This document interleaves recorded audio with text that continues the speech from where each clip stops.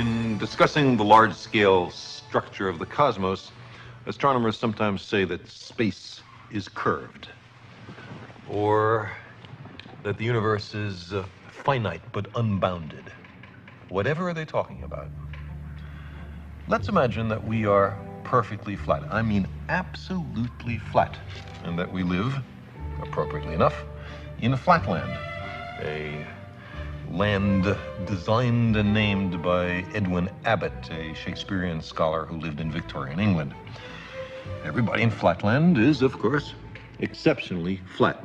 We have squares, circles, triangles, and we all scurry about, and we can go into our houses and do our flat business. Now, we have width and length, but no height at all. Now, these little cutouts have some little height, but let's ignore that. Let's imagine that these are absolutely flat. That being the case, we know, us flatlanders, about left-right, and we know about forward-back, but we have never heard of up-down. Let us imagine that into flatland, hovering above it, comes a strange three-dimensional creature which, oddly enough, looks like an apple.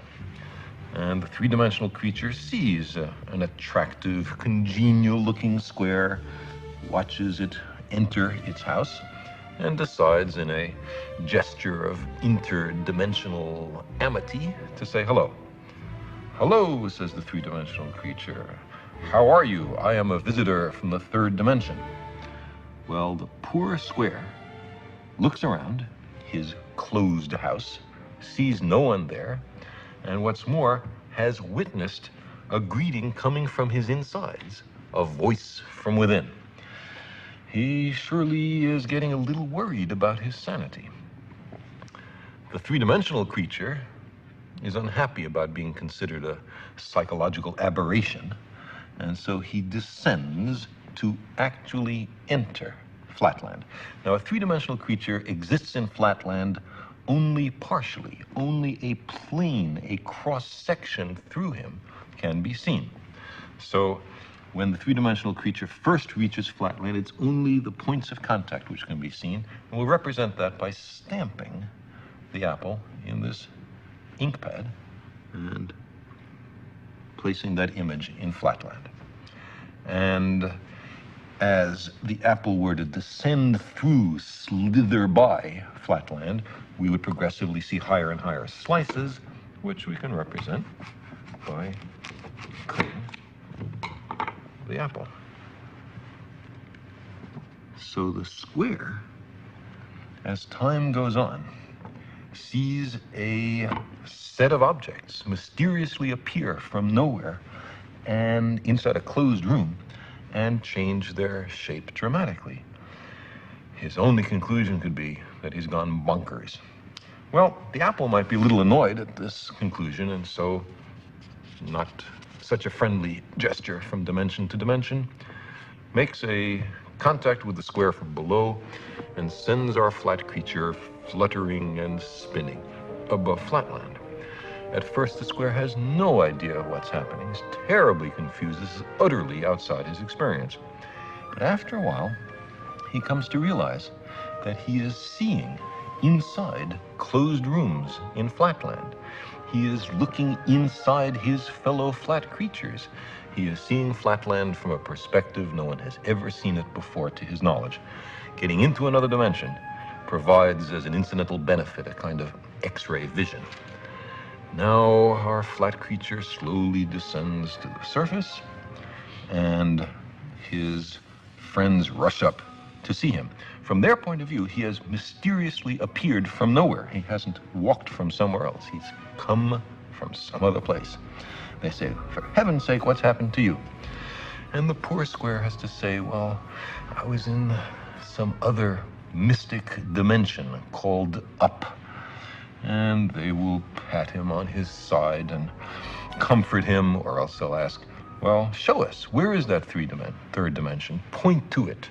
And the poor square will be unable to comply.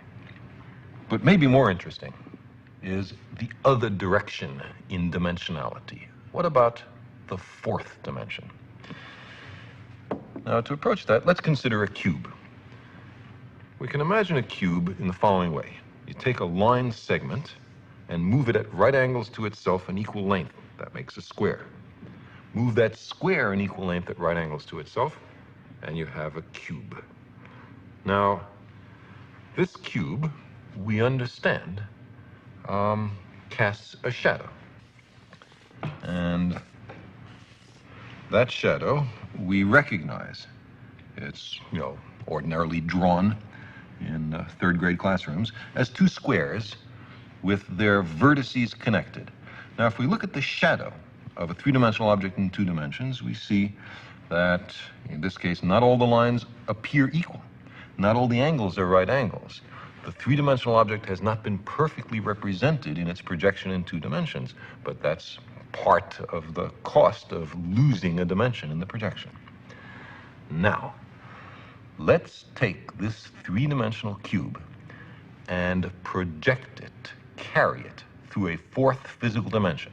Not that way, not that way, not that way, but at right angles to those 3 directions. I can't show you what direction that is, but imagine that there is a 4th physical dimension. In that case, we would generate a 4-dimensional hypercube, which is also called a tesseract.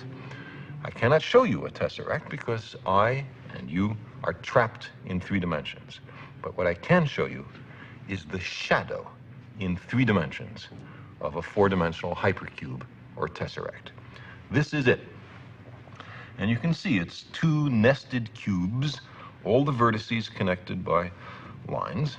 And now the real tesseract in 4 dimensions would have all the lines of equal length and all the angles right angles.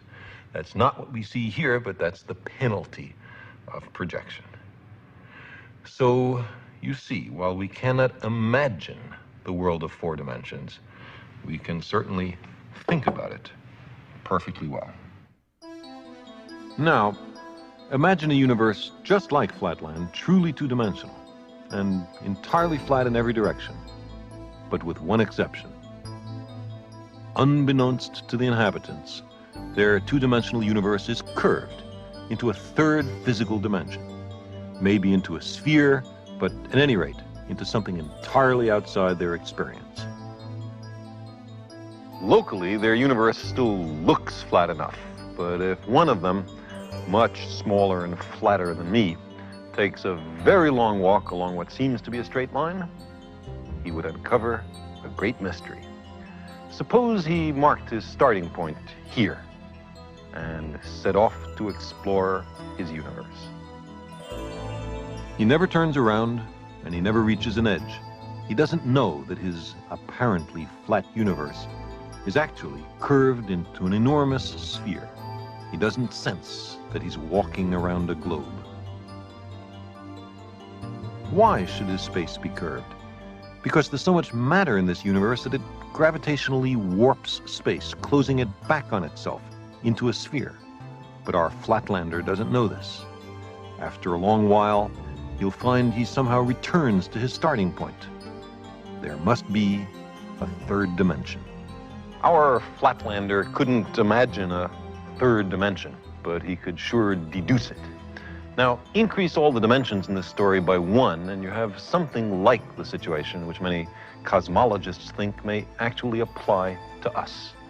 We are 3-dimensional creatures trapped in 3 dimensions. We imagine our universe to be flat in 3 dimensions, but maybe it's curved into a 4th. We can talk about a 4th physical dimension, but we can't experience it. No one can point to the 4th dimension. I mean, there's left, right, and there's forward, back, there's up, down, and there's some other direction simultaneously at right angles to those familiar 3 dimensions.